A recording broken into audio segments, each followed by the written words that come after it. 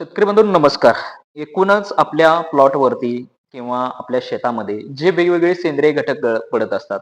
त्याच्यामध्ये वनस्पतीची पाला असेल, वनस्पतीचे खोड असेल किंवा जे वेगवेगळ्या तण, गवत असेल किंवा एखादे प्राणी असेल, तर त्यांचे जे अवयव आपल्या जमिनीमध्ये पडत असतात आणि ते कुजवण्यासाठी असे कोणकोणते विघटक असतात, ते विघटकांची ॲक्चुअली प्रोसेस किंवा कार्य कशी राहत असते आणि त्या विघटकाच्या माध्यमातून आपल्या एकूणच शेतामध्ये किंवा आपल्या वनस्पतीला कोणकोणते फायदे होत असतात. तर सर्व गोष्टींची चर्चा आपण या व्हिडिओच्या माध्यमातून बघणार आहे. व्हिडिओ अगदी शेवटपर्यंत बघा.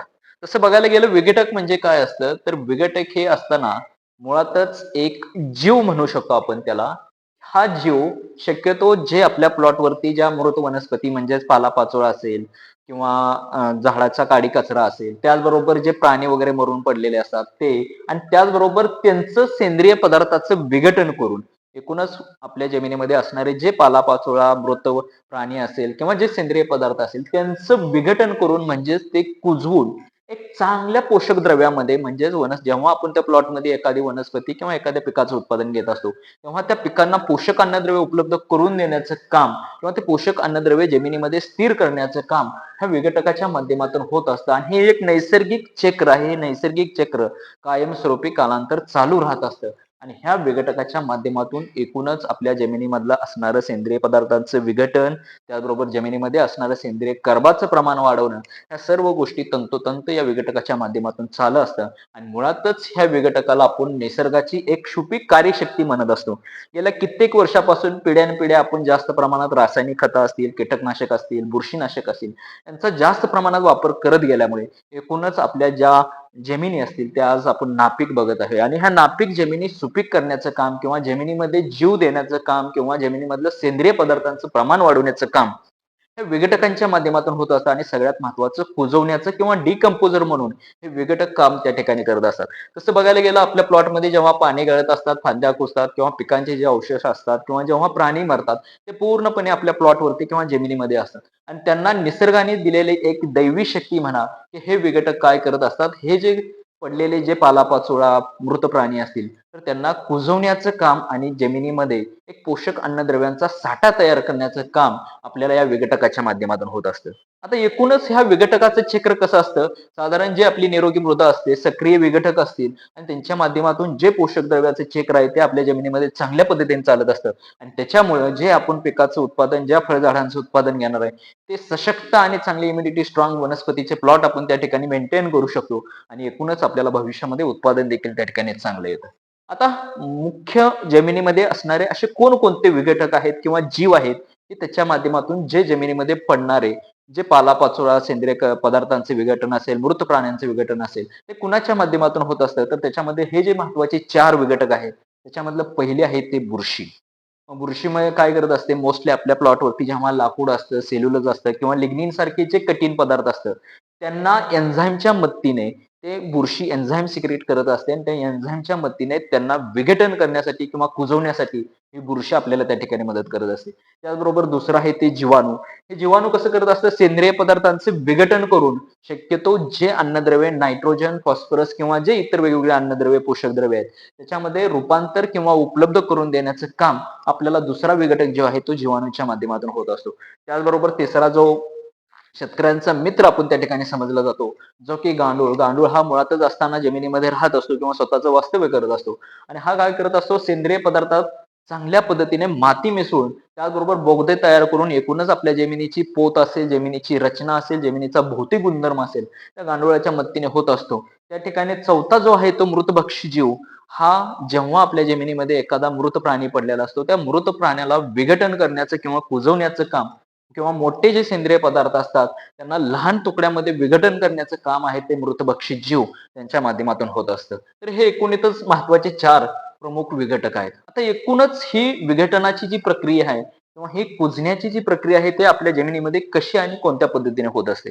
तसं बघायला गेलं जेव्हा आपल्या जमिनीवरती पानं असेल, पिकांचे अवशेष असेल किंवा जे अगोदर घेतलेल्या पिकांचे जे अवशेष असतील, मुळे, लाकूड किंवा एखादा प्राणी मरून पडला असेल, तर ते जे जमा झालेले जमिनीवरचे जे असेल अवशेष, ते अवशेष सुरुवातीला लहान-लहान तुकड्यामध्ये किंवा लहान-लहान पार्टिकल्स मध्ये करण्याचं काम जे आहे ते आपलं गांडूळ आणि मृतभक्षी जे जीव आहेत ते करत असतात. मग त्याच्यामधले गांडूळ आणि मृतजीव काय करत असतात, हे जे अवशेष आहेत त्यांना लहान तुकड्यामध्ये विभाजन करण्याचं काम करत असतात.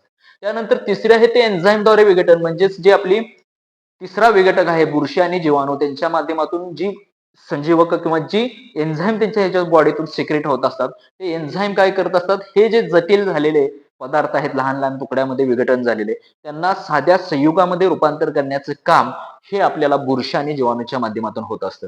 आणि एकूणच ही तिसरी प्रोसेस झाल्यानंतर हे जे सूक्ष्मजीव आहेत, जी तयार झालेली जी संयुग ऊर्जा आहे, ती ऊर्जा स्वतःला उपजीविका म्हणून भागवत असतात आणि पुढे कालांतराने चिरंतर आपल्याला ही विघटनाची प्रोसेस त्या ठिकाणी चालू असते.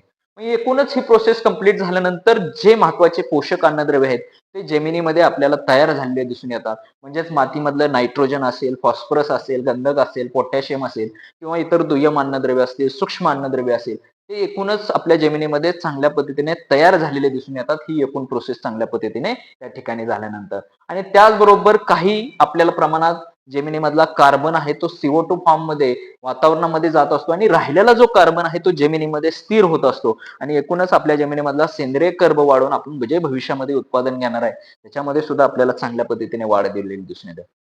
आता हे जे महत्वाचे 3 ते 4 विघटक आहेत किंवा जे डिकम्पोजर आहेत, जे आपण बुरशी, जीवाणू, गांडूळ असेल किंवा मृतभक्षी कीटक असतील, तर त्यांचे एकूण फायदे आपल्याला कोणकोणते दिसून येतात. त्यामधला पहिला जो महत्वाचा आहे तो पोषक द्रव्यांचे नैसर्गिक पुनर्भरण असेल.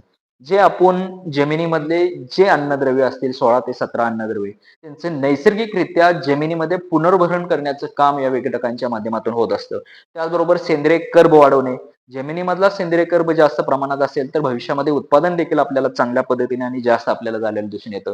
त्याचबरोबर सगळ्यात महत्वाचा जमिनीच्या मातीचा पोत असेल, जमिनीमध्ये हवा खेळती राहत असेल, मातीचा पोत चांगला राहिला, जमिनीमध्ये चांगल्या पद्धतीने पोरॉसिटी मेंटेन झाली, तर एकूणच आपल्याला त्या वनस्पतींच्या मुळांची वाढ चांगली झालेली दिसून येईल आणि आपल्याला उत्पादन देखील वाढलेलं दिसून येईल.